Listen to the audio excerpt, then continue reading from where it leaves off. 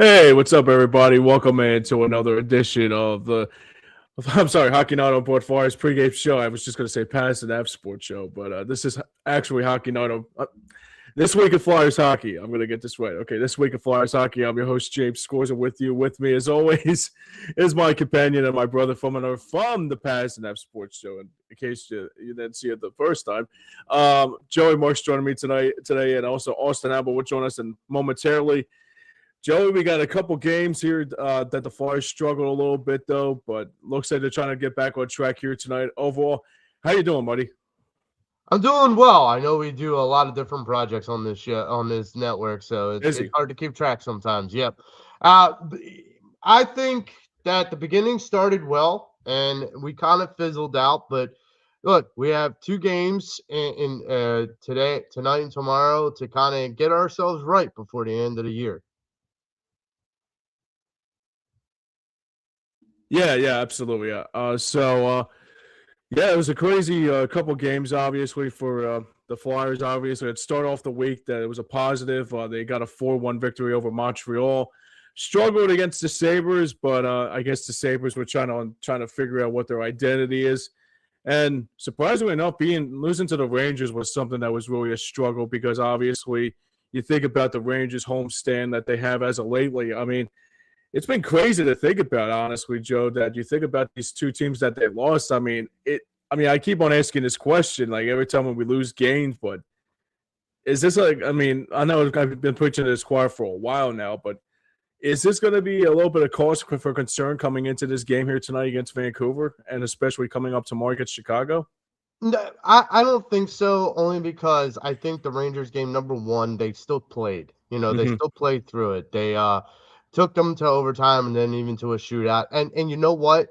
I give hats off to the Rangers. They knew their back was against the wall for trying to pull off a win in MSG. And, even they were saying in the telecast, it's just amazing.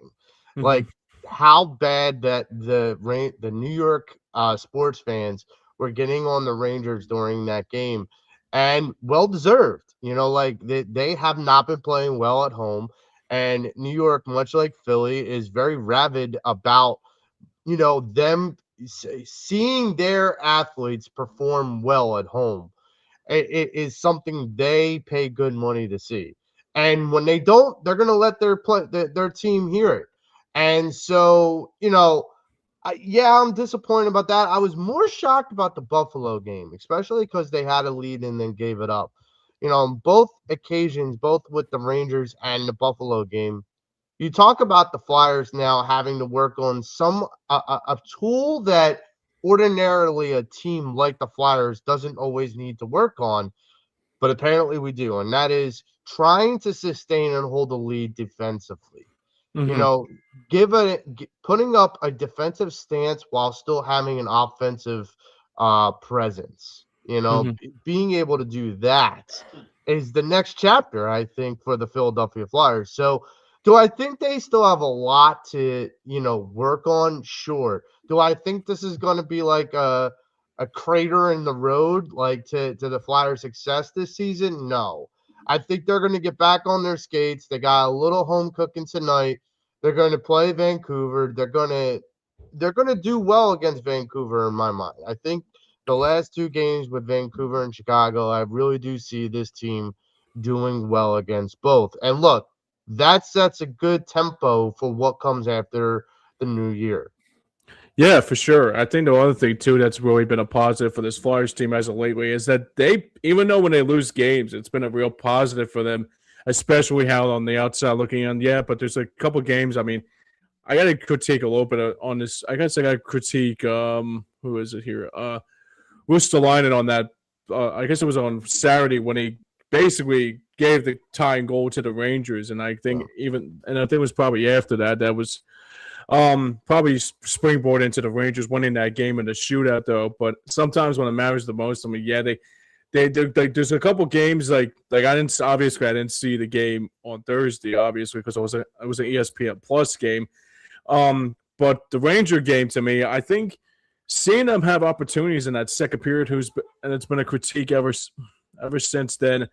Well, I'm having a 3-1 lead, and then kind of like they couldn't hold on to that lead, especially. I would have thought they would have easily could have came back. Actually, for more anything like that, I think it was probably more that second period that they, even though they have like critiques in their game, and that, I mean, the second period's been a constant all year long. This is where we miss Dan Villard. This is where we missed that goaltender that I said was last week was one of the bright spots of this offseason for the Flyers. And not having him in the game, especially for the Rangers game, I feel like that was the biggest detriment. I feel like if you have a 3-1, 4-1, or 4-2, and you're going teeter-totter back with the Rangers back and forth, I feel like Dan Villard kind of like stops that and closes the door, and I don't think Sam Anderson kind of did that. Yeah, it was kind of concerning to see Erson kind of fade like that, especially on back-to-back nights, especially against Buffalo and again against the Rangers. I mean, maybe we'll probably see Kolosov in goal tonight for the Flyers, and we'll probably see what he has in store against this teams like that. But yeah, I mean, this test is going to be tough here tonight, especially for Vancouver's sake.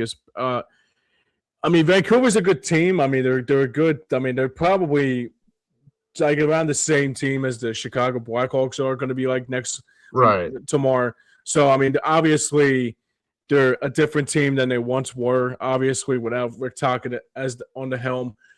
For me, I think the other thing that the Flyers have to do here tonight is kind of like they got to get back on track here, especially against teams like Vancouver and Chicago. And mind you, too, this is the last game of the homestand for 2025. So after tonight, the Flyers will be on their holiday break, and then they'll head off to Chicago tomorrow.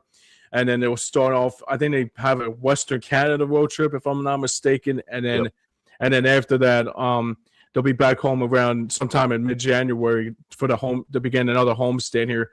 But for me, I think that's probably the one thing that we'll probably talk about next week or so is that the year-end review to see what the Flyers will look like, especially what they'll look like in 2026 as we go on here. But for me, I think the Flyers have to do here more than anything is they have to get a win here tonight more than anything and kind of springboard that into 2026 more than anything. And joining us now is our good friend and also a very good person here on Hardcore Sports Network is Austin Hammel. Austin, good to see you, man. How you doing? Doing good, gentlemen. How are we feeling today? Well, I could be better. I would say I never had a bad day, but I might be BSing you. So I've had a strange weekend, to say the least. I'll talk about it at the end of the show. Sure, absolutely. All right, so we were talking about here. Obviously, we were talking about the Flyers in the weekend review. So the Flyers lose 2 games in a matter of the last couple of days or so, but they won a game against Montreal. Austin, I'll ask you this question. I guess Joey here. Is there any level of concern, like with this Flyers team on this a little bit of a, dare I say, losing streak against 2 teams that are on the outside looking in? I mean, there's definitely a cause for concern because you feel like especially the game against Buffalo that got kind of out of hand near the end of it. But the New York game they were in the entire time, it was a tough fought loss. But man, that Buffalo game was definitely one to raise a couple of questions for sure. But the performances that you had against Montreal and the Rangers, respectively, were both very solid performances. So I don't think it's much of a panic. We have Vancouver tonight, and Vancouver is a solid team. So, we have another chance to sort of put out the product that we've been putting out throughout the season so far. So you hope that they can bounce back tonight for sure. Yeah, absolutely. I think that's kind of like where I'm at too with this Flyers team at this point. I think for the Flyers, I mean, like I said to Joey, this is the last game of 2025 or the homestand until we'll see the Flyers back in 2026 in January when they begin another homestand here. For me, I think the other thing that sticks out to me the most is I kind of talked about it here is, they had a good game. I mean, the last couple games have been a real struggle for them. Obviously, Carolina was a good game on the outside looking in, but they took it into shootouts, which is good to see against teams that are in that top-ranked conference like Carolina is. For me, I try to look at Vancouver to say, okay, who's one guy that's going to be like who needs to be the X factor in this game here tonight, obviously. I mean, Brock Besser is a guy that is on the team now. He's fully healthy after dealing with so many injuries. I mean, obviously they don't got Bo Horvat anymore. So yeah, I mean, it's kind of, I mean, the thing that the Flyers have to do here tonight, if they want to close out the homestand of 2025, it's just keep doing the same thing like you keep on doing. It's just, dare I say this, to quote Jalen Hurts here, is to keep the main thing for. And I think that's the most important thing, especially going into tomorrow against the Chicago team without Connor Bedard. That's going to be something to keep a close eye on too, especially. But honestly, I mean, I like how they're playing right now. I mean, yeah, there's a couple games that they struggled a little bit, but that was more like penalties, and also that second period against the Rangers on Saturday was actually probably one of the best second periods I've seen from this Flyers team in quite a while. Let alone like they lost the game, but they compete a lot. I mean, I got to give kudos to that second period on Saturday, and hopefully that springboard into tonight, and also that springboard of 60 minutes of complete hockey that we haven't seen in probably in a while. Yeah, and you know what? I gotta kind of mention this right out the gate. There was a guy, a specific player that stood out to me and probably stood out to all of us. And we said this last week, and I think we're gonna probably be saying this a lot through the next couple months, and that is depth that this team has, this organization has. And once again, they bring up another guy. You know, the last guy we brought up last week, it feels like we're going to say a new name each week. Sure. Yeah. The last guy we brought up was Gunnarsson. And Lundstrom, right. You brought him up last week. And now I'm going to bring up Denver Banksy. Barkey. I think Barkey. Well, so it's Barkley without an L. Right. So it's Denver Barkey. Denver Barkey caught my attention first on his debut.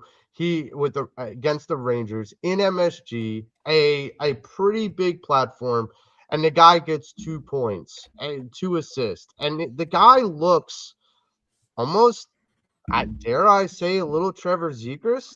Like a little like he can set up everybody around him. Like he could be the guy that just says, I'm going to feed you, just get to a spot, right, and I will find you. And if you, with all the talent this team has, if you start to kind of mix and mash those kind of guys that can get the puck to those open players, this is going to get very interesting. And once again, we're talking about another guy, 20 years old, coming up, is the future of this organization. We are starting to see some of the depth pieces that this organization is going to put out there and display for the league to see. And all of a sudden, it will look like, whoa, how many more things do they have in their cabinet?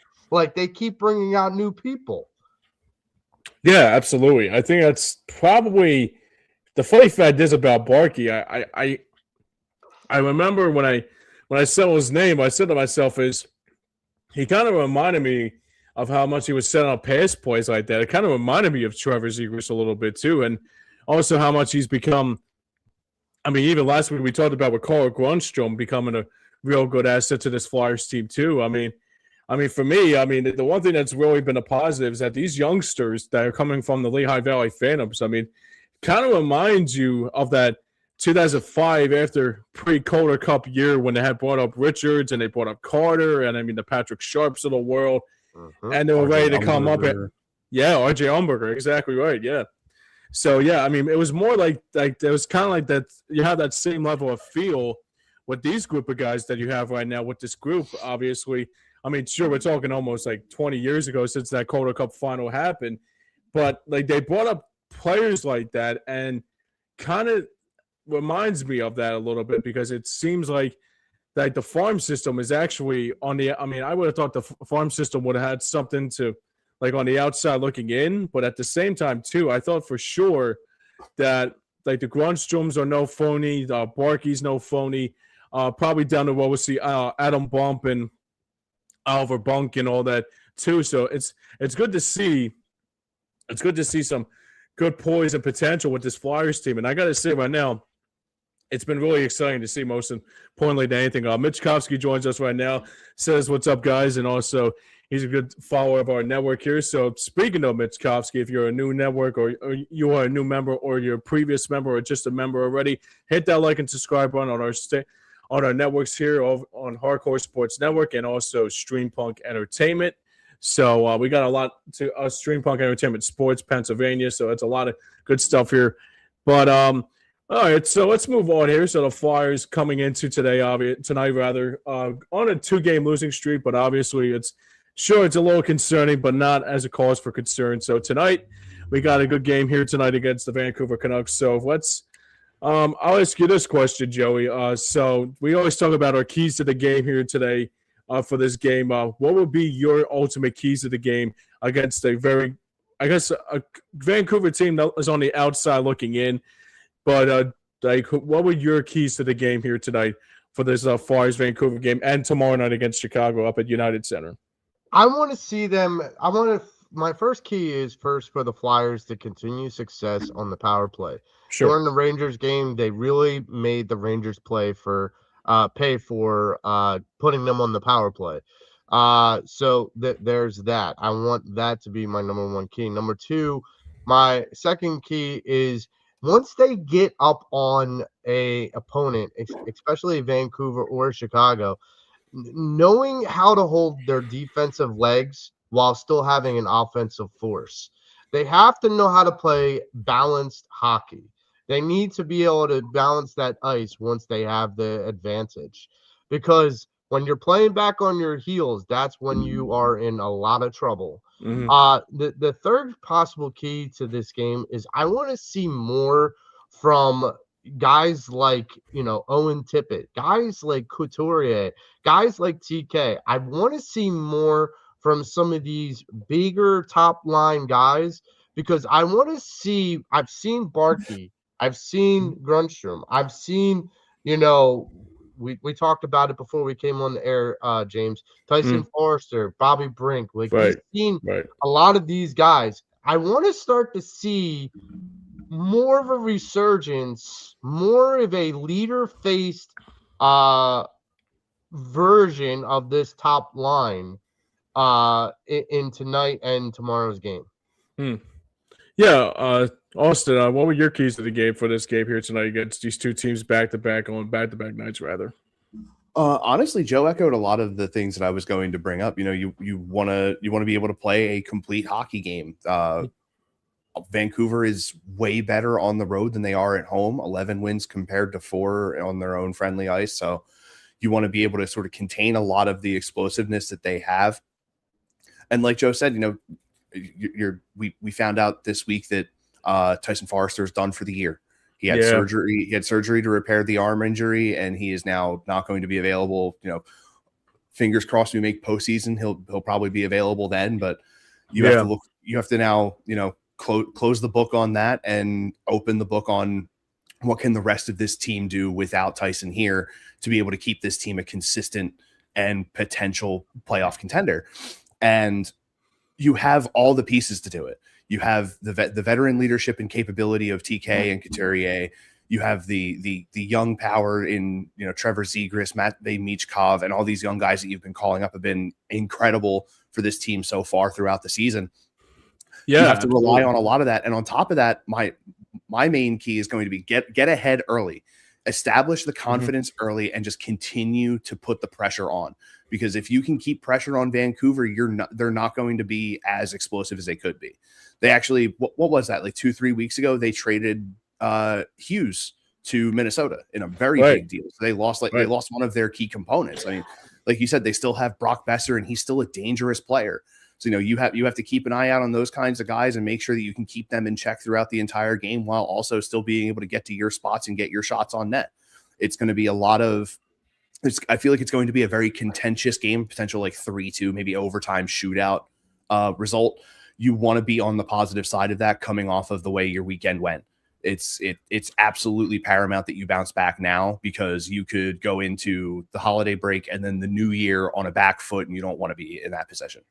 Yeah, for sure. I think that's probably, like you guys are saying, at best here too, more than anything. I think that's what the Flyers need to do here tonight, especially against a team that's Vancouver. I mean, like you said, Austin, with Quinn Hughes being traded to Minnesota, obviously, I mean, I mean, I've heard of Marco Rossi a lot. I've heard of his play, but he's not a big time player like he. I mean, it's not like Matthew Boldy or it's not Kirill Kaprizov or somebody like that. That who's really good on with Minnesota right now. But with Quinn Hughes with Minnesota, I think that's going to make Minnesota even as a bigger, more of a threat come playoff time too. Yeah, I feel like that was one of Minnesota's win now moves, and we'll see more at the deadline for them because they look like they have a really solid chance to make a run this year.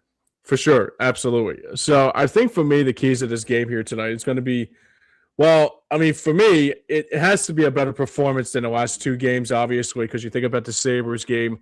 I like I said, I didn't see the game because it was on ESPN Plus, but I heard some. I mean, I guess it was more to the factor is that Buffalo was just coming in here that was just going to play like a better game than the Flyers did. I mean, the Ranger game caught me by surprise a little bit because the Rangers never win games at home during this year, and that's only the second time or third time this season alone that they fifth. Wow, yeah, fifth win this year at home. Yeah, it's hard to believe that they're starting to bounce back with their home record, and to be sort of caught in front of that freight train is kind of tough, but. Right. You definitely came in on the back foot against Buffalo, and like you said, to be able to have a good bounce back tonight is going to be big for their momentum going into Chicago tomorrow. Yeah, hopefully it was springboard too. Yeah, leave them on a positive note for the holiday. Leave them feeling good going back home to spend time with their families, and then come back and get right back at it. Yeah, and they got a Western Canada road trip coming up after Chicago. So the old New Year's Canada road trip. Right. Exactly. Yeah. So, I mean, that's going to be the biggest thing here this week. Obviously, the Flyers won't be back again until maybe I think it's probably not Friday, but probably either that Saturday. I think they're off until the next week or so because like the holiday break ends around that same time too. After the 23rd, they're back in action on the 28th against Seattle. Oh, okay, gotcha. And then it's the Canada trip for New Year, the 30th, the 31st, and then the 3rd against Edmonton, back home the 6th of January facing Anaheim. Oh, wow. So our first challenge will be the return of Cutter Gauthier. Oh, gosh. Oh, gosh. That crowd is going to be live, man. That's going to be alive, and that's going to be turned up there. It's going to be Flyers adjacent socials are going to go crazy that night. Oh, God, yeah.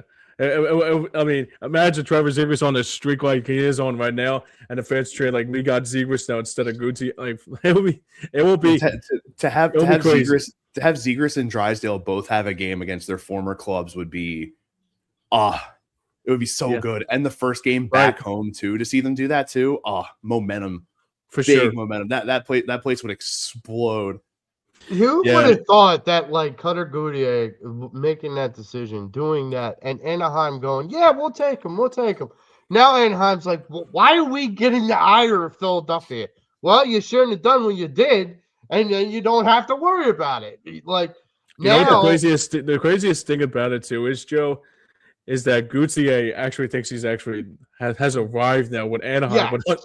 But it's like okay, wise guy. like catch a reality trip there, buddy. You're still a mid-tier kind of athlete right now in the NHL. Like best, he has his numbers haven't really proven much to me, honestly. Right.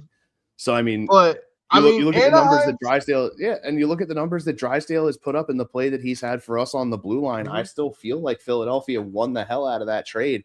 And on top of that, in the offseason, going out and getting Trevor Zegras, like another little quick screw to Anaheim as we went into the season, and to see them both playing the way they've been playing compared to Cutter. Oh wait, Cutter Gauthier didn't want to play for the Flyers. Oh wait, but Trevor Zegras didn't want to play for Anaheim. Oh wait. But he wants to play for the Flyers. Oh, how convenient. Interesting, right? How about that, huh? Talk about catharsis. Right? Absolutely. Like that new meme that you've seen recently where people like put their head up and close their eyes, and it's John Hamm with like a cut on his nose, like bobbing back and forth to music in a nightclub. Like Right. Oh man. It will be a crazy game. It would be one of the craziest games. I mean, I think we talked about it last year too, Joe, when we had a post game that night for that Cutter Gauthier game. And I remember watching that game, and I was like, Christ, dude, that guy better not come. He'll be going home in a fucking sack or a body bag after this game is over. I don't know what had more vitriol in the building. When Ben Simmons came back to the center, and every time he came on the floor, he got booed. Every time Cutter Gauthier went onto the ice, he got booed. And like he got more than booed. He got more than booed. You could tell though, like even like the commentary was like, well, you know who's on the ice now. Yep. Like, Jim Jackson's playing possum was like, well, he's we can't say the 7 words, but you probably all know the 7 words. We can't say on the television set. It's a perfect special, as JJ would say, they have a special message for Mr. Right, exactly. We're gonna see him on the 6th and tell him that we hope he had a good Christmas and a New Year. Yep. And now it's gonna be Festivus, the feats of strength. It's gonna be the airing of grievances. Exactly right. By the way, happy Festivus, everybody. That's tomorrow's the day. I can't wait for that day tomorrow. So obviously we should move on here. Obviously, on the outside looking in here, we got to talk about the injury report here since we brought it up here. Tyson Forster going down for the season with that troublesome shoulder. This to me is a real loss for this Flyers team. I'm not going to lie to you, because I think the reason why was because he was such a great player on the ice, and he was a great asset on how much he scored and how much he was a great player on the ice. But Joey, Austin, how do you feel about this news about coming out with Tyson Forster? I mean, it's kind of concerning a little bit. I mean, especially now that the Flyers are on this 2-game losing skid. How do you bounce back from this, especially that this injury has happened so soon, that even though we're not even at the halfway point of the season, but how do we continue? How should we nurse this going into the next couple of weeks or so against tough teams like Edmonton and even tonight against like Vancouver? But Joey, I'll ask you this. I mean, how do you nurse this injury, especially what occurred with Tyson Forster? It is tough because, I'm a big fan of Tyson Forster because, number one, he was starting to go on a heater before he got hurt. Yeah. But this kid, I mean, he's got such a bright future in front of him.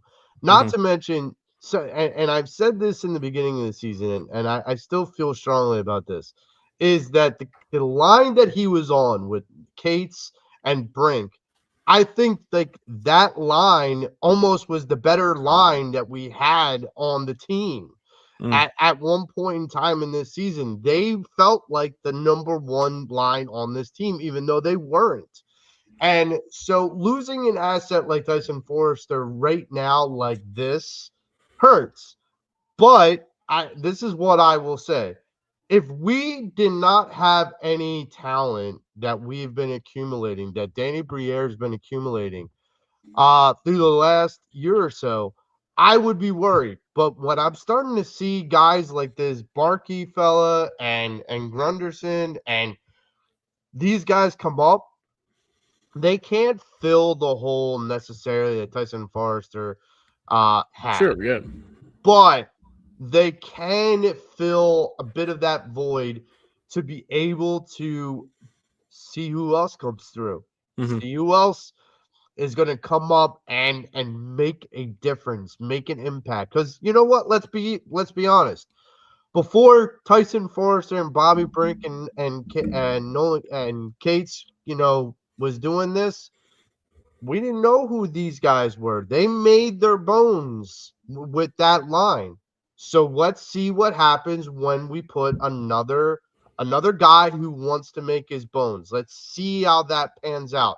This is where, it's not just the next man up mentality. This is the next guy to see where our prospects really lie. And it's going to help Danny Briere and the organization, I think, in the long haul. Yeah, I think for sure. The one thing that the Flyers are going to be definitely looking at in the trade deadline is going to be looking for like somebody that is like a Tyson Forster-esque a little bit to try to help them get to that postseason. But Austin, I'll ask you this question: how do you feel about the news about Tyson Forster? I mean, it has to be a real tough loss for them, especially how they've been playing. I mean, I'm definitely gutted to hear the news, but I know Tyson himself is absolutely gutted. Like you guys were saying, he was having an incredible year so far.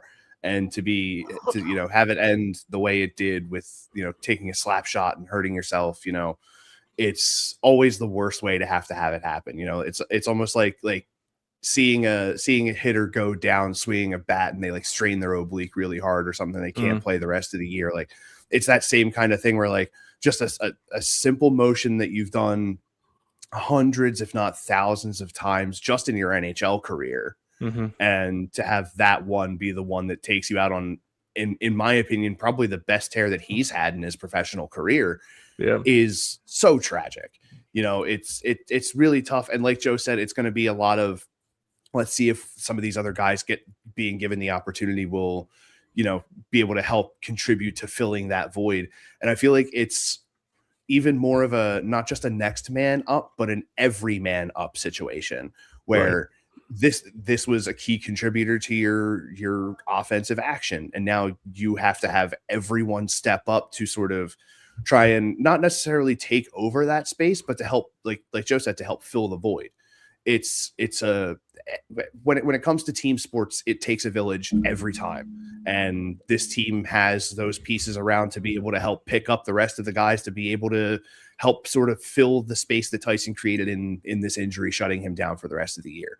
It's going to be a real test to the character of this Flyers team, even more so a real test to, we've used this word a lot too, the tenacity of this team, to be able to be like, okay, no Tyson, no problem. We can do this. I don't want this to be taken in like a negative connotation, but we can do it with or without him.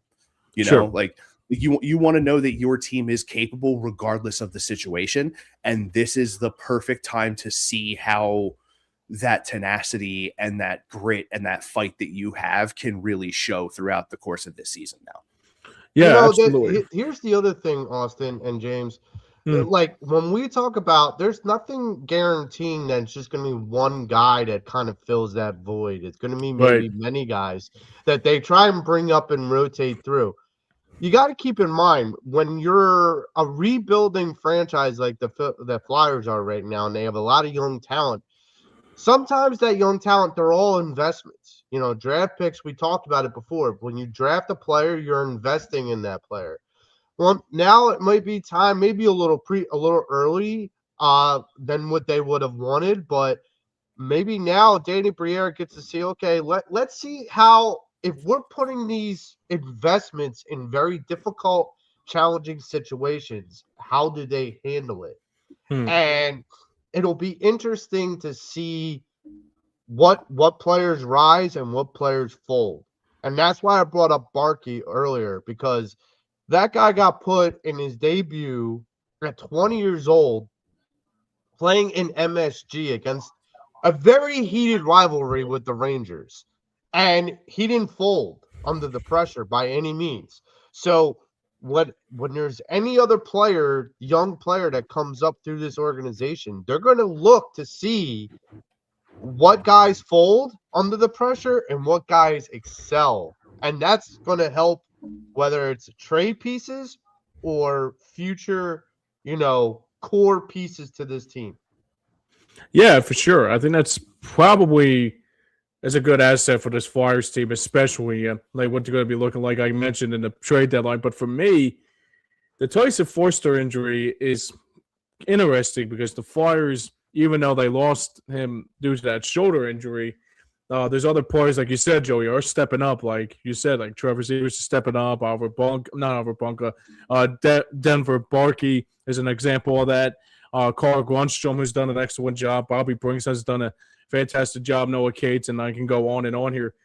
But the real positive is here, too, for this Flyers team is that even though it's like next man out mentality, kind of like the Eagles had back in 2017 when they won that Super Bowl and they lost so many injuries, even your kicker, and then they have a next man out mentality. That's kind of like what this Flyers team is like, especially like, yeah, sure, Foerster's injury is down. I mean, obviously it's a setback a little bit for this team, but at the same time, too, I think it's good to know that other players are stepping up in his absence along the way, too. Absolutely. Yeah, and even more so the fact that a lot of other, people out there in terms of the world of, talking about the sport of hockey see that, one your top goal scorer is down. It Hmm. usually, for most teams, that's never a good sign. Never. For a vast majority of teams, losing your key contributor in terms of goal scoring is going to be very offensively crippling. But this Flyers team has so much offensive talent available to them that you can afford to lose one, maybe two pieces and still be able to have the games that you've been having since the injury occurred. You know, like this team is still fighting regardless of if Tyson's there or not. And they have that mentality of, you know, he's not here, so we still have games to play. And they're still going out there and putting forth the full effort that Tockett's preparing them to do every single night. And that's a hat off to those players for being able to, you know, see it through and be able to continue playing this level of hockey that they've been able to perform at since the injury. And even more so on Rick Tocchet for, you know, getting these guys into the mindset of, look, man, he's not coming back. We have to work it out, and we have to play the same way that we've played the entire time, regardless of if he's here or not, because that's what we are. We are the Philadelphia Flyers. We play our own style of hockey, and regardless of who's on the roster, that game is going to be played every single night out on that ice.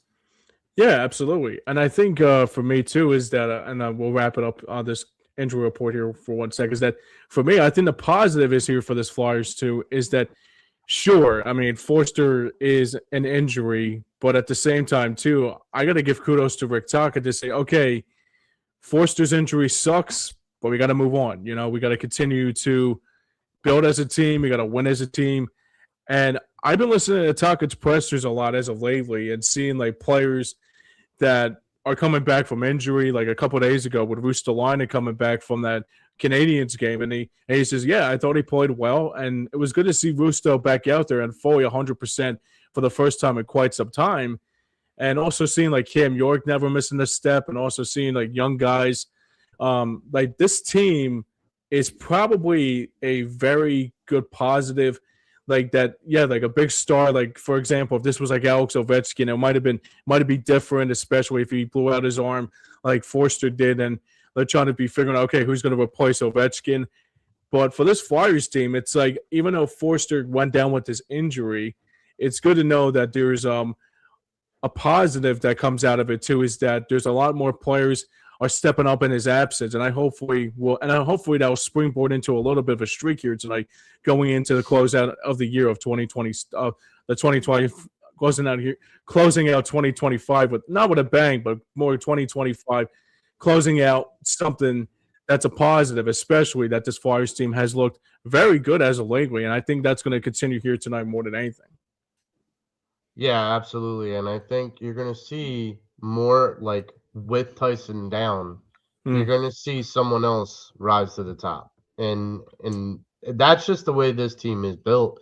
That's the way that Tocchet wants to build it. You know, like this is not, you know, this isn't like rentals. You know, we don't have veterans in on this team that are just rentals. These are kids that have to learn that when your brother goes down, you gotta, you know, another one steps in and helps you to kind of continue that mission on. And look, they just got to keep their eyes forward. They got to keep their eyes where they need to be. And you said it, you know, earlier. Yeah, it sounds corny, but it's true. You know, it's the Jalen Hurts. Keep the main thing the main thing. And the main thing doesn't have to be the cup necessarily. It just needs to be winning every night, playing well, playing together every night. Yeah, it's kind of like it's like, dare I say this, but win today or win tomorrow. Kind of like, instead of like win today, we'll walk together forever. We'll worry about that when the time calls for it. But at the same time, too, it's a positive that the Flyers are having, and I think right now, Forster's injury I mean, sure, it sucks that he went down with this troublesome shoulder injury, but I have to say, once he comes back, I think he'll be much stronger than ever, too, gonna admit. Yeah, and the injury that we haven't talked about that I am more concerned about is Dan Villard. You know, I forgot to bring it up. Good point. He's day to day. I'm hoping he comes back sooner rather than later. I feel like, and also before you jumped on, I said this earlier, I feel like that Rangers game would not have been the way it was if we had Villard in net. That's because true. I don't feel it would have been like a teeter-totter like it was with Sam Emerson. I think the Rangers knew that they they had to feast, and they got really, key opportunities. But I think Villard has proven, God, he's a number one goaltender of this team. Yeah. It's funny. I think I brought this up to a friend of mine a couple of days ago. I said to myself, this is probably the first time I actually actually had a good goaltender for the first time in a while. We thought Carter Hart was good, but I think he might be just as better as Carter Hart at the same time too. And I said to myself I said, yeah, that number 80, like wearing that number 80 jersey, sometimes in Philadelphia, it's kind of like there's like a Torrance Small or like James Thresh kind of wide receiver will wear that type of jersey. I mean, obviously Darius Cooper's number 80, but he's not a big time player, obviously. But I said to myself, he kind of reminds me of Kevin Weeks when he was like, Kevin Weeks has that number, like when he wore that number 80 and how much he was a great player for the team. But back to the topic here. Vladar is going to be that's going to be big here, especially going forward for this Flyers team more than anything, is that with Vladar being out the way he is, it's going to show what they're going to look like, especially if Erston is back in goal tonight or if it's going to be Kolosov on the back-to-back nights. This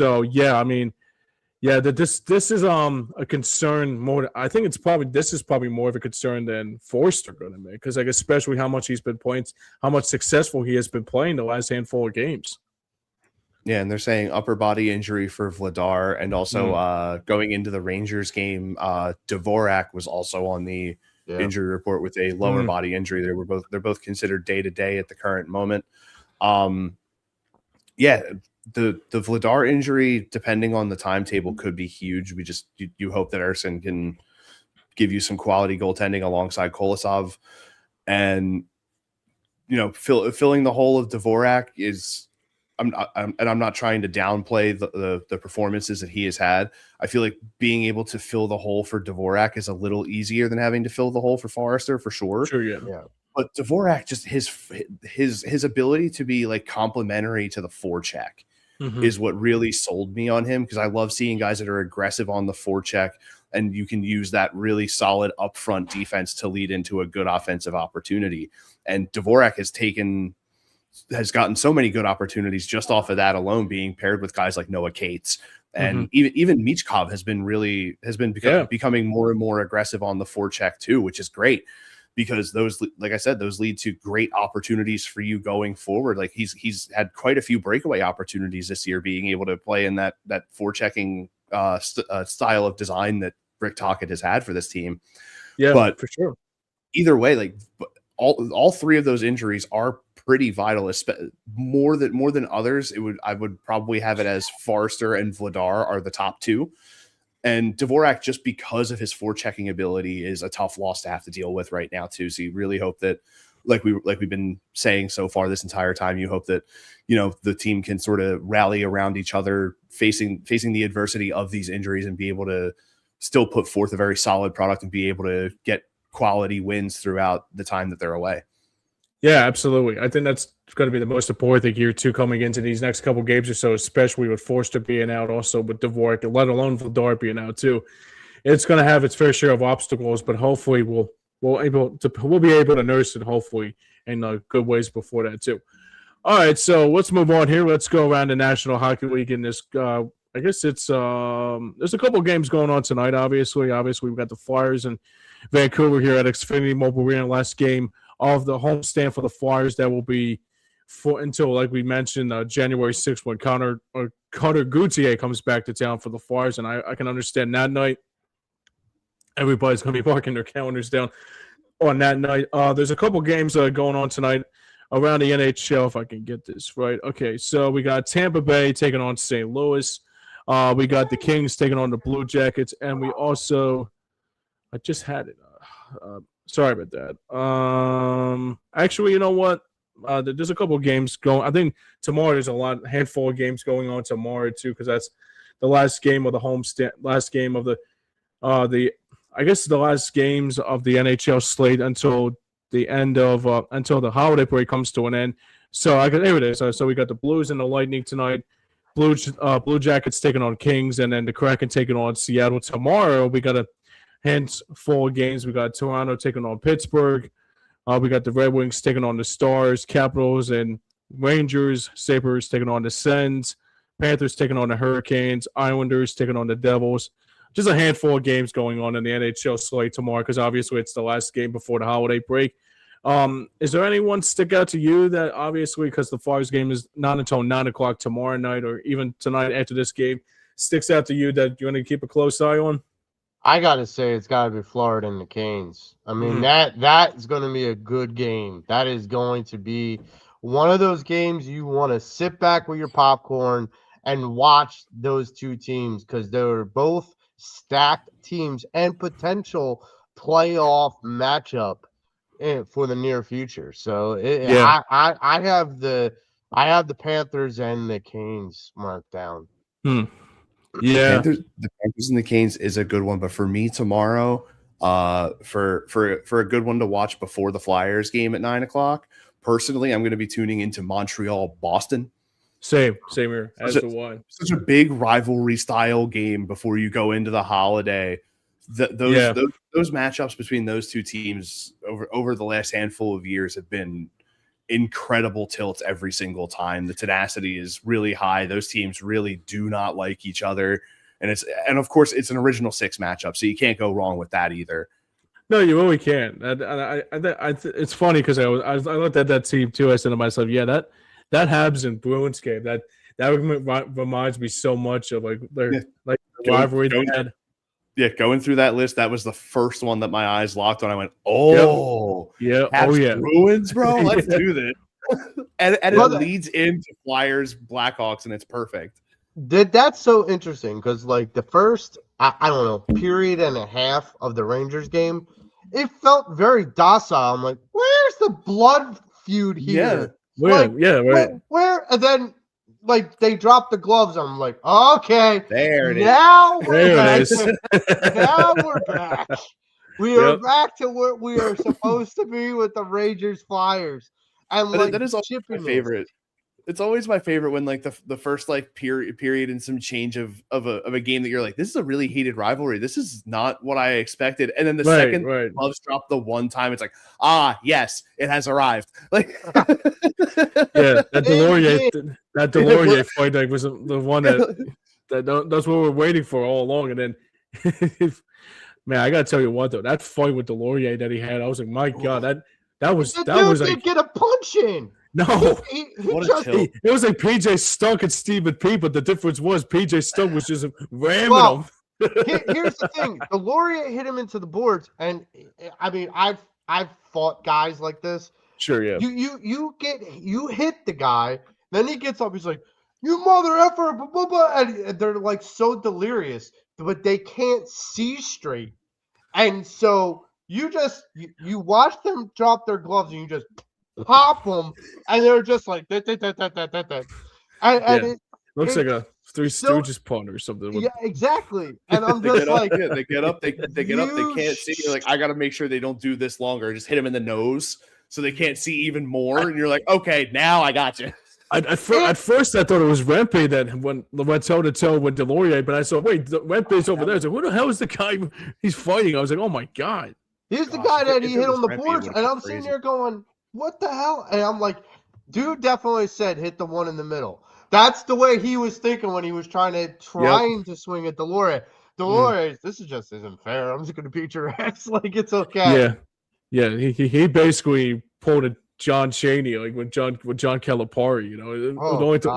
The only difference was he almost fucking killed him. Excuse my French here. I know we're going to try to keep it PG here, but my God. There was one fight. You could probably look it up. I think it was Scott Stevens and someone from Montreal or something. Yeah. And Stevens dropped the gloves. The guy offered Stevens out. Stevens dropped the gloves. Before the guy could get his gloves off, Stevens hit him twice with a cross and a straight. And I'm just like, this guy's done. He didn't even get his gloves off. And this guy's done. He's already cooked. I'm sorry. I'm a grinder. So I knew how to flip my gloves off and get ready for the fight. Mm-hmm. I knew, I wasn't going to waste any time. So all my coaches would be like, okay, we need to tape your wrist because if you fight and you punch, the thing you don't want to have happen is the compression fracture with your wrist. And I'm like, okay, then tape my wrist up. So they taped my wrist up. You could see my wrist tape, like you're not supposed to, but Right. like you could see my wrist tape after my glove because I kept my glove so loose. So I'm just like this. I'm ready to go. And it looked like I was a wrestler. It looked like I was like taped up like a wrestler. Right. Yeah, it's crazy. I think it was another time. I remember there was a fight. I actually, believe it or not, they have the full game of it on YouTube. It was the Phantoms and the Senators when Neil Little went full airborne. You know, went over the pile. Yeah. Yeah. You know what's funny? I never noticed this, but when I was watching it, like it was either who was doing the commentary, they were going to break, and then before the fight was, it just went fade to black, and I said to myself, and they had to come back for it was like, welcome back to the Wachovia special, man. Things have just gotten heated here in South Philadelphia. It's just like they went to commercial before the promo even started, and they had to come back because it was so crazy. Yeah. Well, I remember the Penguins Flyers game. There were more guys that had. It was a couple of years back, like 2011 or 2010 or something like that. Yeah, it was 2012 when you're talking about the Crosby teaming in for you, right? Yeah, where like everyone dropped their gloves, like everyone. And I'm just sitting there going, okay, there's more gloves on the ice than there are men on the ice. Well, y'all remember too, that was actually just its pot stirring, but it actually started a couple weeks before that against Pittsburgh at the time Consol Energy Center, when it was Peter Laviolette going after Dan Bosma. I think it was WrestleMania Sunday, and it was just that crazy. Well, that same fight, Nitamaki was in net, and I think Nitamaki tried to go after it was like Fleury or whatever that was in net for the Penguins. And I'm like, we're gonna have a Hextall thing. The goalies are gonna fight. I'm like, I like this. Yeah, Hextall and Potvin. I watched that many times too. We got a comment here from Nina here. She says, what's going on with the drama with Michkov? So, that's a good question. Okay. I'll let you answer that, Joe. Tocchet and Michkov got heated on the bench during the Rangers game. Yeah, I saw that. I was going to ask you that. I honestly think, and maybe I'm just deflecting, but I honestly think it's just, look, heat of the moment. The heat of the moment, but I think Tocchet is like going to correct him, but Michkov's going to, stand his ground. He's going to defend his opinion on certain things. Michkov was in a bad position. Tocchet went to correct him like a regular coach would. It got heated. Michkov did not take – look, those Russians tend to not take well to criticism. I'm married to one. Believe me, I understand. Them and Italians. You just do not engage. Now I understand why she's very feisty at Flyers games. When somebody coughs off the puck, that's going to be like, oh God, she's going to break you like Drago. Yeah, and listen. My daughter watched the Rangers game with me and was like, Daddy, I want to go to a hockey game, and I'm like, okay, me and you and someone else can go to the hockey room. She's like, why can't Mommy go to the hockey? And I was like, I don't know. To ask Mommy. Like I'm not going to get into this. Why can't your mother go? Let her tell you. Yeah. It's like let her explain because she'll spin you a yarn. Well, right. But like in the meantime, please drop me off like 2 sections away from you two because I want nothing. You let your wife talk that way in front of your child? No. Look, you go home. I see nothing. What am I gonna do? I see nothing. I know nothing. What do you want me to do? Tell her no? She's gonna look at me and tell me no even harder. And I'm just gonna be like, okay. Right. Like you want to be left here? Like no, ma'am. Absolutely no, ma'am. Right. There's too many people here that I don't know for you to leave me here by myself. Yeah, then I'll be calling James and be like, James, can I crash on your couch for a night? Sure, yeah, right. I don't know if I can make it home. Yeah, definitely not sleeping on the couch or in the doghouse.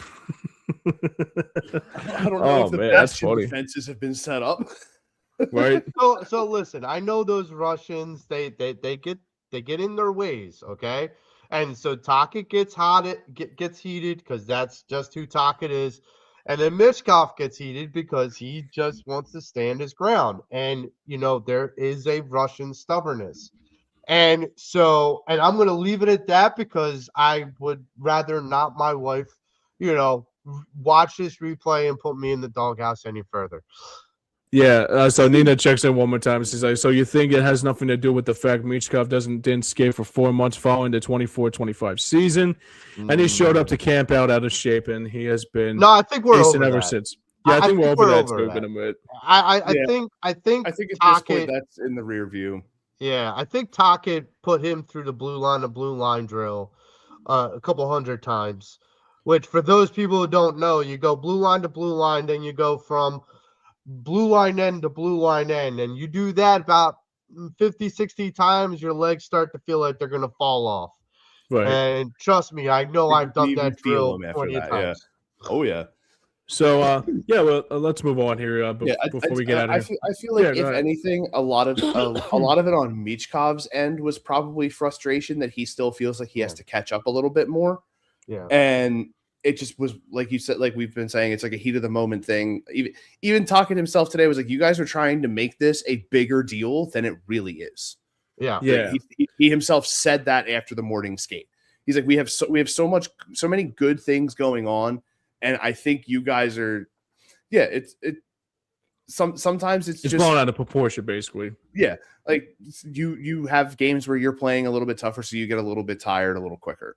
It happens. And some of it I feel like does come from the fact that he wasn't completely ready to start the year, so he's still like he was, like they were saying, he's trying to catch up a little bit. But I really don't think it's going to lead to anything crazy. I feel like after that game happened, Tocchet and Michkov had a sit down. They hashed it out, and they're like, all right, let's just focus on winning hockey games. And the media wants more to come from this, and they're just not willing to give it to them because at the end of the day, this team is not a media circus. It is a professional National Hockey League team. And granted, you have to have something for the media all the time. And a lot of it is just gross speculation. It happens. It's what we do. But we don't know what everything that happens behind closed doors. So I feel like what Tocchet is saying now is like, there are certain things on more of on an X's and O's level that the two of us are still trying to find a common ground that works best for both of us. Sure. But Michkov is being openly willing to learn. You can see from how he's playing that he's willing to do different things than what he did previously in the Tortorella regime. Right. So there's definitely a bigger learning curve, I think, coming from what Tortorella was teaching to what Tocchet is teaching. Mm-hmm. And Michkov is still just trying to get on that level, and he's getting close. And, especially where you're currently at in your, not only in the standings, but just in the season, you want more. You always want more, be it as a player or as a coach. You want to be able to do more. You want to be able to teach them more. You want to be able to see the team win more. So you're going to have those moments where it's like, hey, man, like, let's get it together. And he's like, I'm getting it together. And it just becomes this thing where like, oh, they're mad at each other. Like, no, they're both trying to work their best. And at that 1 second, it was just a quick ping off of each other. Yeah, it was more like what's that? I'd rather see that than someone like Michkov going on Twitch and being like, oh, they're just not using me enough. Kind of. I mean, like talking it out. They're basically like talking it out like normal. Yeah. They're hashing it out like grown-ass adults. That's what should be happening. Yeah, and that's the thing, too, because like Nina brings up a good point here, too. She says, So she says basically, she saw Tocchet's presser earlier that Tocchet said he was about switching Michkov coming off the ice, but soon because he was getting tired. But I think the other thing she says here is, really, I didn't see that at all. He's constantly in the wrong spot behind the play and a whole bunch. And so yeah, I mean, like the way you guys out of position a lot, but like I wouldn't worry about it. I've seen it with a bunch of other players on the team, so it's not just Matt Vey that's the one that's out of position all the time. Like, hockey is a consistently flowing game, and sometimes you just end up in the wrong spot because you think it's a different play that's going. It happens. You just take every moment as a learning moment, regardless of how long you've been doing it, and just try and move on from it and get better. And I really feel like Tocchet wants it to just be that, but there's external resistance to that he has to try and sort of manage. And that's just the life of being a professional sports coach. You have more than just the team that you have to manage. You have to manage the chaos with the media. You have to manage the chaos within your own coaching staff, if it's good or bad, whichever way it is. You have to be able to manage all these different personalities, all these different types of people, different types of players, that it sometimes looks like it's a lot more than it really is. And I totally understand where both sides are coming from with this, with Michkov being, thankfully, like we've said, not really saying much, but, Tocchet, saying what he said during the presser today definitely helps. I feel clear a lot of that air, and we should just focus on the team trying to win hockey games. There's not really much aside from that. If Michkov decides that he wants to move on from the Flyers, so be it. If he wants to stick around and learn and continue to grow with this team, excellent. Either way, this team is going to do what they do, and that's try and win hockey games. Yeah, for sure. So we have one more topic here before we get out of here. So it's a look ahead for the Flyers. We talked about it earlier. We got the Flyers back-to-back games here tonight. We take on Vancouver here at Xfinity Mobile Arena. Tomorrow night, United Center at Chicago. And then they're off until next Sunday when they take on the Seattle Kraken in that first of the Western Canada road trip. Any final words that the Flyers have to do this week that you want to see here tonight, especially going into the last week before the holiday here, before they go on this Western Canada road trip? Joe, Austin? I think they have to win both tonight and tomorrow, just so they could go that holiday break, enjoy it, reboot, and then because look, that long Canadian trip, it's going to bring this team closer together, but it's going to come with a lot of struggles because you're going to play a lot of difficult teams, and you're going to be away from your family. You're going to be away from your bed. There's going to be a lot of difficulties there. And, the thing about it is now that you have this 2-game back-to-back stretch, just knock them out, get to the holiday break, on a good, positive note. Because honestly, this first half of the season has been a positive for the Flyers. They just have to continue to do that. What about you, Austin? Honestly, like Joe said, you definitely have to win these two going into the break for sure. Especially Chicago losing one of their key players in Connor Bedard into 2026, like we had talked about, I believe it was last week. Yeah. But like this, you have a very solid opportunity to end this year on a very positive note. Even if you lose 2 of the 5, to have 3 wins in those 5 games would be incredible.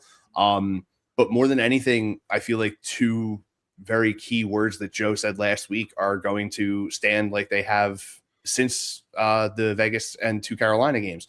Steal points, steal every point that you can, and just keep grinding the way you have been so far this year. It's only going to pay off if you just keep putting the effort forward every single time. Absolutely. I think it's the same thing you guys. I think it's probably I'm in the same boat as you guys, is that, like, for me, I mean, these 2 games are probably sweepable. I mean, obviously you think about the Canucks team. I mean, yeah, sure, they're a different team. I mean, they got good players on that team, but they're on the outside looking in. And Chicago, like you mentioned there, Austin, with Connor Bedard with that injury that he's not going to be back until 2026. That's a big loss for them, especially. But with Seattle next Sunday, before we see you guys again for the final 2025 wrap up of 2025 for the Flyers season, maybe we'll do a year in review of this Flyers and what we want to see, what the Flyers looking forward to into 2026 next week. But I think it's basically, like I said, it best. I think we've all said it best here, is that just focus on tonight, focus on tomorrow, and we'll worry about that other stuff at another time. But I think the Flyers right now, more than anything, it's not like they're like losing games and they're like really tough losses. I mean, this is actually a good team that when they lose, it's actually more momentum like going forward for this team going forward, especially like the Rangers, especially having a good second period. I think I probably could springboard into tonight, probably could springboard into tomorrow into Chicago too. And the other thing too is that I think for the Flyers that has to do here tonight is that forget about those 2 games against the Sabres and the Rangers. It's now fun. I think they had to find a way to close out 2025's homestand off right. And I think the one thing they have to do too is that they have to make sure that if you want to go, I mean, sure, this is your last game of the homestand of 2025, but at the same time too, I think the Flyers have to do is you have to keep basically the same thing, like I said, what the Eagles are doing right now. Keep the main thing, and that's going to be something to build on, especially here tonight if they want to go on to a little bit of a streak before the holiday break too. All right, that's going to wrap it up here today for this edition of This Week of Flyers Hockey. I want to thank Austin Hammel and Joey Marks joining us once again. Austin, I always ask you this, but where can people see you next, my friend? We're going to be taking this weekend off for the Hardcore Play podcast because of the holiday. But aside from that, throughout this week up until probably Christmas Eve, right over here at twitch.tv/Hambo26. Been playing Fallout New Vegas, a couple other games that I've just been sort of diving into a little bit. So, just gonna do my thing until Christmas comes around, and then pick up probably the week after. Cool, excellent stuff. Joey, where can people see you next, buddy? Well, we will have the Patterson Sports Show return on January 3rd. So we are taking a holiday break. And the hope is with January 3rd, we are going to be looking at somewhat of a new look as we start to go into 2026 for Patterson Sports Show. And I'm trying to get some of those things up and running and gears moving. Those will roll out progressively. But yeah, I mean, just hanging out with you guys and see me next on Fly Like an Eagle on Friday with you, James and Mitch. Likewise. So yeah, everyone have a safe and happy Christmas. Yeah, absolutely. So yeah, this is the last show we'll have before the holiday break. We'll be back with you next week to do a recap of the year in review for the Flyers. I'll be looking forward to that too. So everybody out there, thank you for tuning in. Everybody who were good friends, I want to say thank you to Nina for chiming in, and also Mitch Kowski, who took us in a couple years ago, but it's been a treat ever since then. I always look forward to this, and I got to say right now, I'm really blessed to consider you guys my friends, my family. It's kind of feeling like that this year has been a real downfall, but I always look forward to this. I always look forward to Fly Like an Eagle, Paz and Nav, even the stuff I do on my days off, and just keeping busy is the best part about it. But I cannot be more thankful for everybody who made this work possible. And hopefully 2026 will be a better year. And hopefully, in the words of the great Brantley Gilbert would say, hopefully we have more. If we never had a hard day, we never had a hard day in our life. And I understand there's a lot of days that are like that. But also, too, actually more than anything, just be kind this holiday season, all right? Let's put our differences to the side. And like we always say, from our fathers to sons, sons to daughters, the 2 words taught by our fathers. Dallas sucks. We're NFC champs, and now we're one step closer to what we are as a team. Hopefully, 2026, we see the Eagles go back to another Super Bowl, and then we'll parade down Broad Street maybe more times than not. It's going to be a fun 2026, and hopefully it'll be a lot more funner as the night goes on here. So now for everyone behind the scenes and for everyone that made it work here, for Joey Marks, for Austin Hammel, and for everybody else here on Hardcore Sports Network and Streampunk Entertainment, Merry Christmas to all. Happy holidays, and hopefully we'll see you guys soon. Good night, good hockey. We'll see you guys next week. Merry Christmas, everybody.